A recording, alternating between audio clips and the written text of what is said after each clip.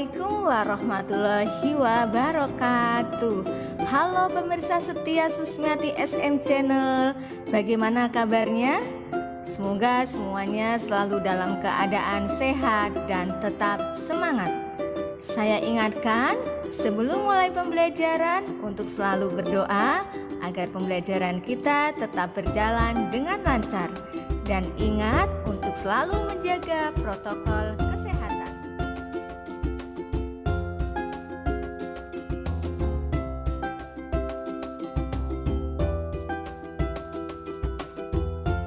Baiklah anak-anak hebat semua, kita mulai dengan materi panas dan perpindahannya, yaitu materi ilmu pengetahuan alam kelas 5 sekolah dasar. Baiklah, yang pertama yaitu panas atau kalor. Sumber panas antara lain matahari, panas bumi, kompor menyala, korek api menyala, dan api unggun. Benda yang dapat menghasilkan energi panas disebut sumber energi panas. Sumber energi panas dapat kita jumpai di alam. Salah satunya adalah matahari. Matahari merupakan sumber energi panas terbesar. Nah, anak-anak hebat, kalian bisa memberikan contoh sumber energi panas lainnya seperti panas bumi, api unggun, kompor menyala, dan korek api menyala. Nah, sekarang apa saja manfaat panas? Manfaat panas yang pertama dapat mempertahankan suhu atmosfer. Yang kedua, dapat mengeringkan pakaian. Yang ketiga, menguapkan air laut.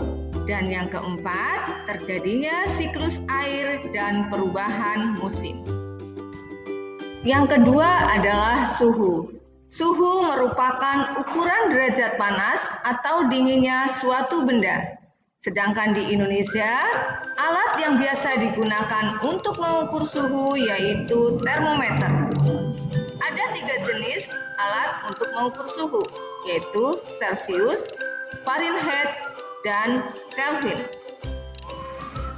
Panas atau kalor dan suhu adalah dua hal yang berbeda.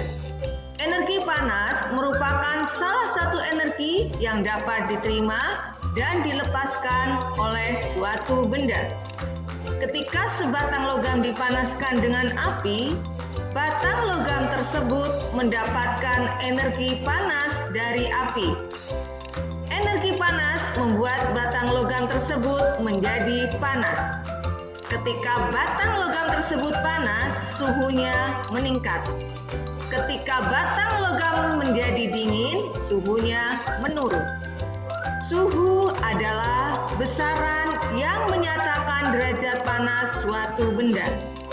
Suhu suatu benda menunjukkan tingkat energi panas benda tersebut. Satuan suhu yang digunakan di Indonesia adalah derajat Celcius. Alat untuk mengukur suhu disebut dengan termometer. Satuan panas dinyatakan dalam kalori dan diukur dengan kalorimeter.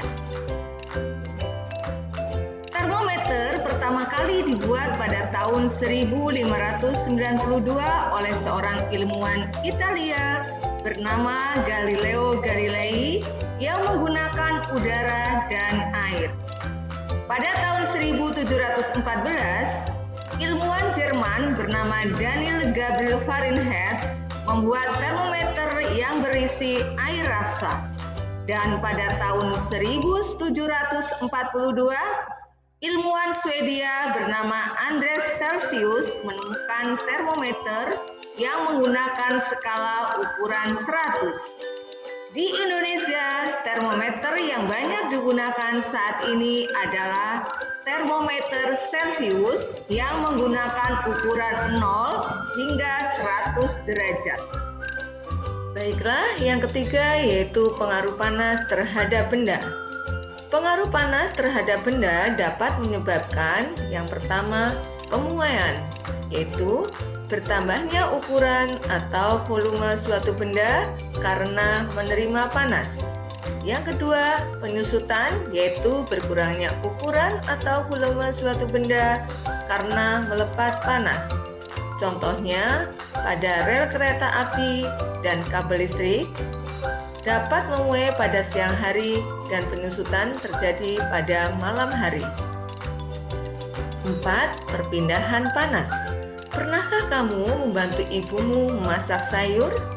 Tahukah kamu mengapa api kompor dapat memanaskan air dalam panci sehingga sayuran yang ada di dalamnya menjadi matang? Ketika kamu memasak sayuran, panas dari api kompor berpindah ke dalam panci. Kemudian, panas tersebut berpindah ke dalam air sehingga air menjadi panas dan sayuran yang ada di dalamnya menjadi matang. Peristiwa tersebut membuktikan bahwa panas dapat berpindah.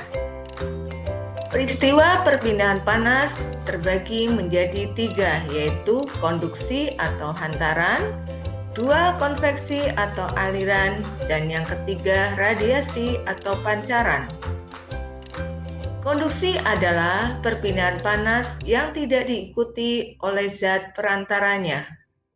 Konveksi adalah perpindahan panas yang diikuti perantaranya. Sedangkan radiasi adalah perpindahan panas tanpa ada zat perantara. Contoh konduksi yang pertama yaitu knalpot motor akan panas ketika mesin dinyalakan. Kedua, ujung batang logam akan terasa panas jika ujung yang lain dipanaskan. Dan yang ketiga, mentega akan meleleh jika diletakkan di wajan yang panas. Anak-anak hebat, Ibu yakin kalian semua dapat memberikan contoh yang lainnya. Contoh konveksi diantaranya 1. Panci yang dipanaskan di atas kompor. 2. Asap pabrik yang naik melalui cerobong. 3. Para nelayan yang pergi melaut pada malam hari dan pulang pada pagi atau siang hari. Contoh radiasi diantaranya 1. Panas api unggun dapat dirasakan oleh tubuh kita. 2.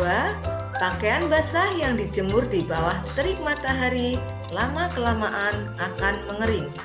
3. Telur ayam yang dapat menetas dengan panas lampu. 5. Konduktor dan isolator.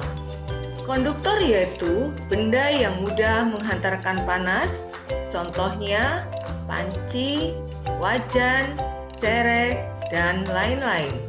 Sedangkan isolator yaitu benda yang sulit menghantarkan panas, contohnya plastik, kertas, kain, dan lain-lain. Baiklah anak-anak hebat semua, terima kasih Ibu ucapkan. Sampai di sini untuk pembelajaran kali ini. Tetap semangat, tetap jaga kesehatan. Wabillahi taufiq wal hidayah. Wassalamualaikum warahmatullahi wabarakatuh.